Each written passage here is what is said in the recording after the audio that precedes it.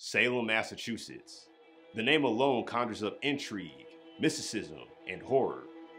In this evening's tour, we're going to take a look at the historical yet fabled city, and we'll see sites that are directly tied to the infamous witch trials. So, let's get started.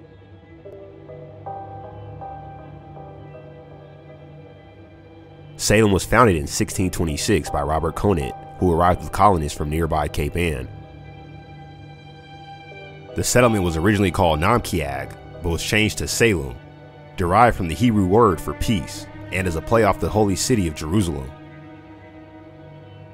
During the 1620s to 1640s, Salem would see an influx of thousands of Puritans.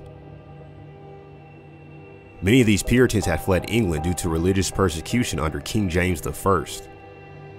Ahead is the First Church of Salem, which is the first Puritan church to be built in America. The Puritans were an English religious reform movement that arose in the late 16th century. They believed that the Church of England was too similar to the Roman Catholic Church and sought to purify it of all ceremonies and practices not rooted in the Bible. After arriving in the New World in the 1630s and 1640s, they laid the foundation for the religious, intellectual, and social order of New England. Aspects of Puritanism have reverberated throughout American life ever since.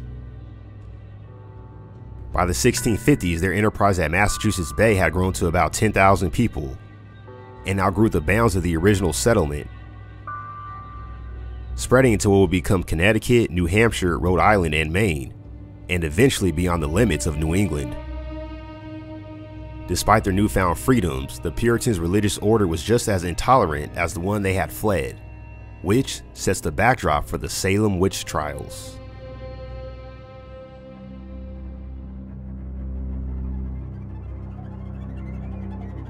Ahead is the Salem Witch Museum.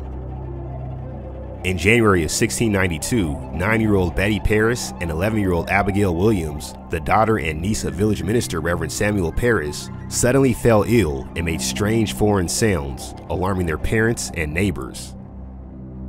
When neither prayer nor medicine succeeded in alleviating the girl's agony, the worried community turned to the only other rational and logical explanation, and that was that the children were suffering from the effects of witchcraft. The afflicted girls complained that the spirits were stabbing them, choking them, and jabbing them with pins.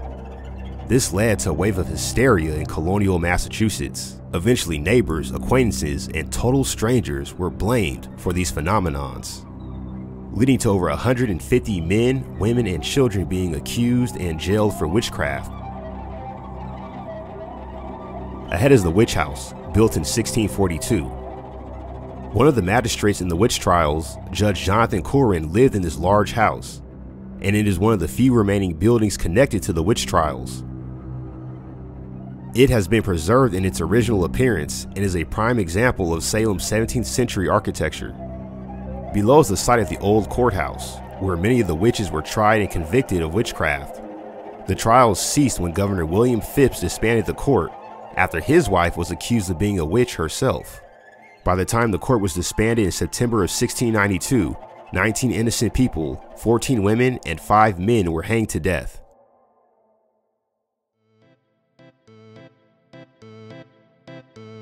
The Salem Witch Trials have been ingrained in the city's culture and identity, as well as in American pop culture. Beginning in 1850 with the publishing of The Scarlet Letter by Nathaniel Hawthorne, the novel explores life in colonial Puritan Salem.